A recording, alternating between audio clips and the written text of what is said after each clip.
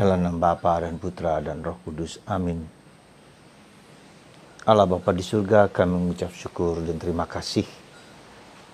Kau memberikan kami seorang ibu, seorang saudari, seorang sahabat, seorang pembimbing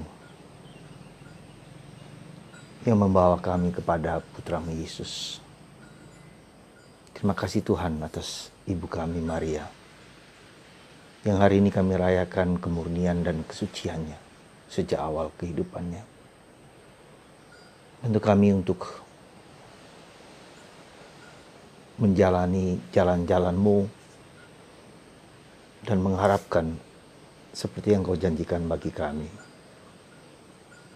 Bahwa kami ditentukan untuk tidak bercacat dan tidak bernoda.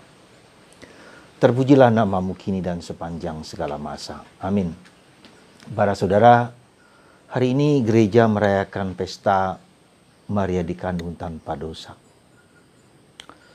8 Desember 2020. Pada hari ini juga 32 tahun yang lalu, saya ditabiskan sendirian oleh Uskup Bali, Monsinyur Jibarus, yang sekarang almarhum.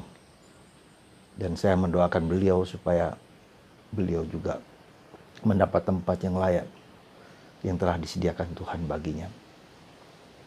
Saya mencoba men-sharingkan keberadaan Bunda Maria ini dengan hidup saya, hidup mama saya yang 32 tahun. Begini saudaraku terkasih, dalam saya merasa dan saya menyadari dan saya tahu, saya sungguh sadar bahwa sejak dalam kandungan ibuku, Bunda Maria juga mendampingi, menjaga dan memelihara aku. Itu saya ketahui ketika saya mencoba merenungkan, mengolah tentang luka batin hidupku. Di sanalah Bunda Maria pernah mengatakan kepada saya ketika krisis hidup mulai muncul, "Jangan takut. Aku memegang engkau di dalam rahim ibumu. Aku menjaga, aku memelihara, aku memegang ya, supaya bayi yang dalam rahim ibumu itu tetap terjadi." Dan itulah yang menjadi awal pertemuan dan perjumpaan saya, semakin menyadari bahwa sejak dalam kandungan Bunda Maria mendampingi saya dalam hidup saya.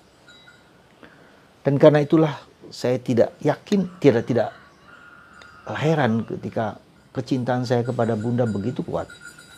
Ketika saya di seminari, saya mengatakan kepada Bunda, karena seorang sahabat dikeluarkan teman saya mau berdoa Salam Maria satu kali untuk panggilan saya. Dan terus saya jalankan sampai seluruhnya. Dan saya menemukan juga diberikan oleh Bunda Ordo Karmel, Ordo para saudara Santa Perawan Maria dari Gunung Karmel. Maria dari Gunung Karmel adalah Maria dalam tanda petik orisinil. Dia berasal dari orang Yahudi, ya. Dijadikan patron, pembela, pelindung bagi para Karmelit. Dan bagi saya bukan hanya pelindung, pembela, pembimbing, tapi lebih daripada itu.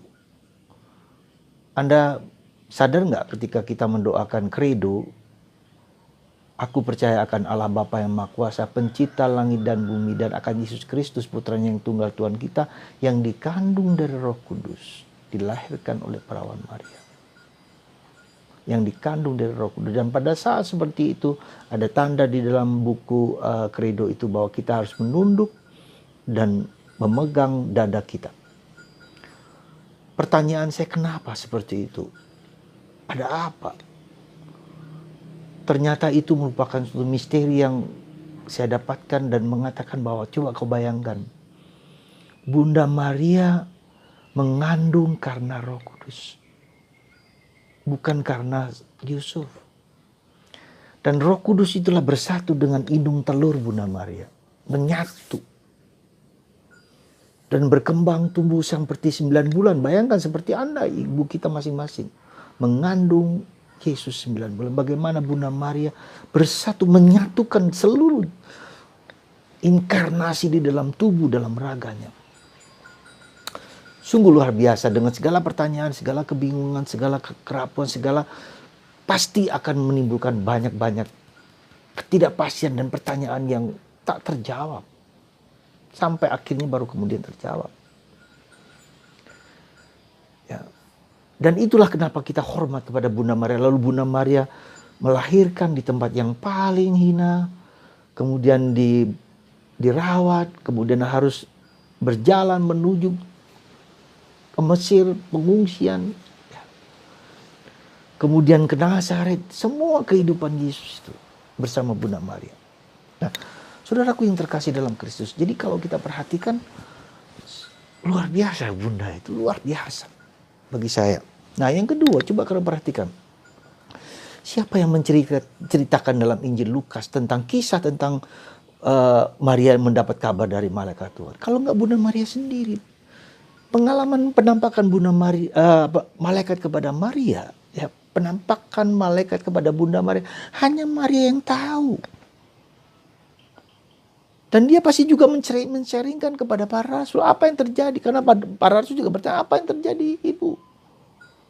Dan semua orang percaya kepada itu. Kisah tentang kisah tentang anak Yesus dalam Bunda Maria, tentang semua itu pengalaman dengan Elizabeth itu karena sharing Bunda Maria. Kitab suci Maria itu membagikan pengalaman hidupnya Tuhan yang bekerja dalam hidupnya. Kidung Maria, Kidung Sakaria, siapa itu? Kalau nggak Bunda Maria sendiri bercerita kepada para rasul. Jadi Maria lah yang sebagian membuat Injil itu. Dia pengalaman pribadinya di-sharingkan. Dan itu bukan hanya kalau orang mendapat rahmat dari Tuhan tidak hanya penuh kegembiraan, tapi juga penuh pertanyaan, penuh ketidakpastian.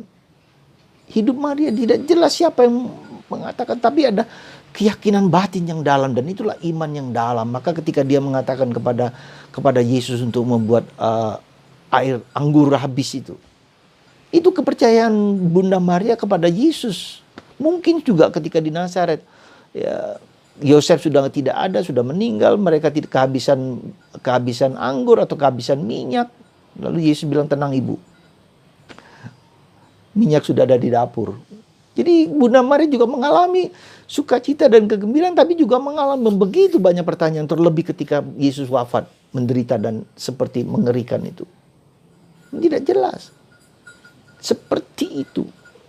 Jadi puncak orang yang dipakai Tuhan itu tidak selalu bebas dari penderitaan. Itu yang harus kita yakini. Tapi itu juga menjadi suatu keyakinan mendalam akan siapa Tuhan kita yang tidak pernah meninggalkan, tidak pernah menelantarkan hidup kita. Saudara, itulah ibu kita. How I love you.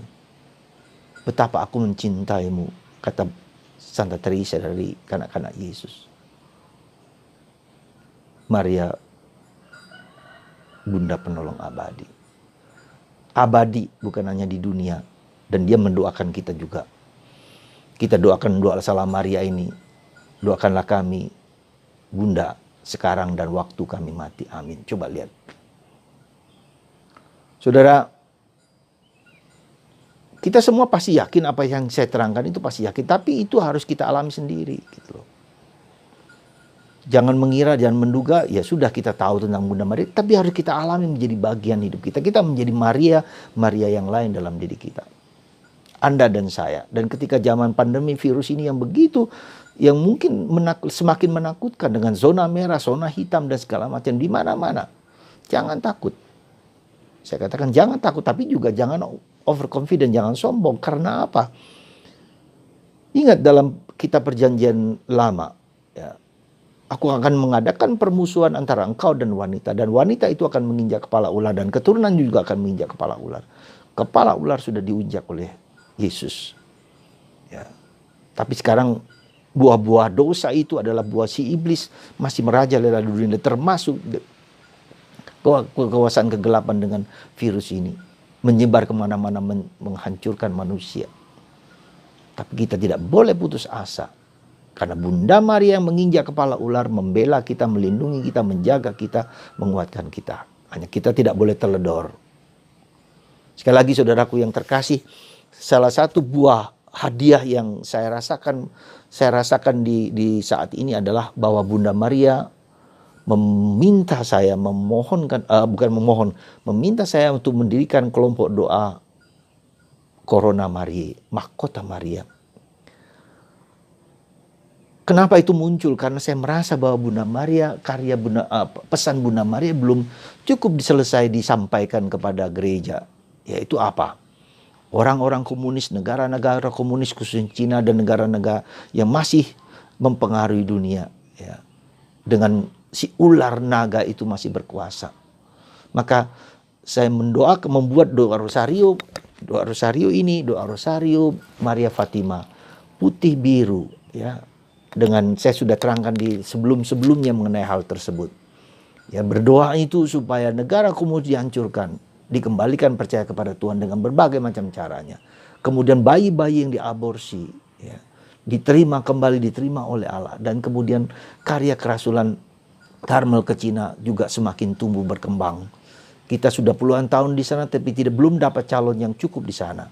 Semoga lewat perantaraan Bunda Maria, Corona Maria ini dan doa Rosario Maria ini dapat berjalan dengan baik.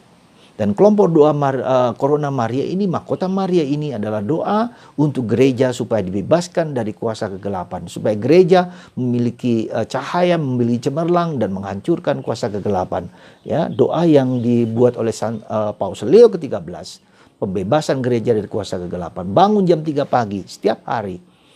Ya, dengan doa itu, kemudian doa puasa, doa kerahiman ilahi, dengan puasa Senin, Rabu dan Jumat. Jadi kita kelompok doa kecil ini supaya kita bersama-sama berdoa untuk gereja. Sekali lagi berdoa untuk gereja.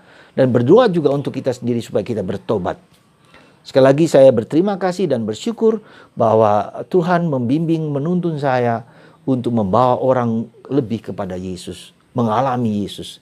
Dan saya juga bersyukur dengan karya imamat saya ini, saya bisa membawa beberapa orang, tidak banyak orang, tapi saya merasa semakin orang itu dekat dengan Yesus, membawa orang kepada Yesus dalam pergulatan, dalam jatuh dan bangun dan kesulitan, dan mereka mengalami Yesus yang hidup. Dan saya bahagia karena tidak lagi sebagai imam, ya, kita tidak hanya melayani banyak orang, tetapi juga sedikit tetapi sungguh-sungguh mengalami perjumpaan dengan Yesus. Coba Anda lihat, Yesus 3 tahun hanya mendapat beberapa murid. Mungkin tidak lebih dari 20. Para rasul dan satu pun gagal. Dan itu semua kita lihat, ya, berapa orang. Jadi kita sekali lagi karya kerasulan kita tidak lagi bersifat komunal, tapi man to man, head to head. Satu persatu dengan pelan-pelan, dengan sabar melatih orang menemukan Yesus. Ya. Saya juga gembira ketika ada seorang imam yang sungguh-sungguh masuk di dalam perjumpaan dengan Yesus, perjumpaan dengan dirinya sendiri, perjumpaan dengan inner child-nya, bertemu dengan Yesus, bertemu dengan Bunda Maria, dengan doa luka-luka batin, ya, trauma luka batin semua.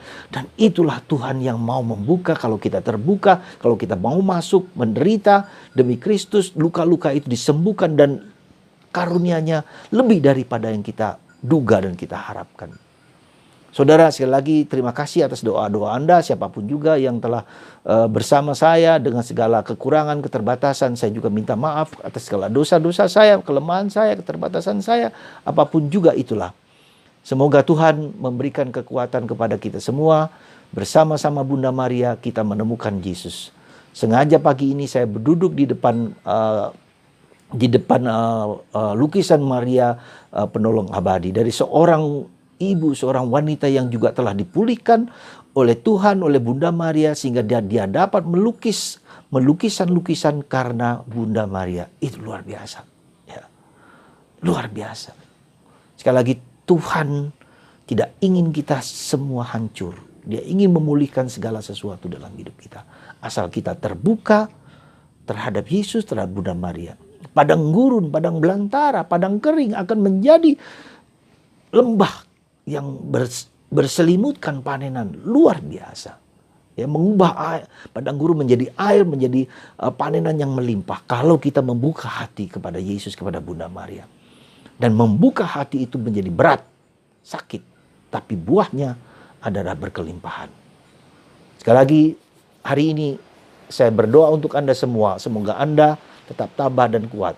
Bagi Anda yang mendengarkan, melihat, merasakan renungan saya. Dan satu hal lagi sebelum saya selesai. Hari ini cobalah buka puji syukur atau mada bakti. Doakan litani Santa Maria. Sekali lagi, litani Santa Maria doakan. Untuk Anda sendiri, untuk keluarga Anda, untuk gereja, untuk siapa saja. Tuhan memberkati Anda semua dan menyembuhkan Anda bila Anda sakit dan putus asa untuk terus maju dalam bersama Bunda Maria, dalam nama Bapa dan Putra dan Roh Kudus. Amin.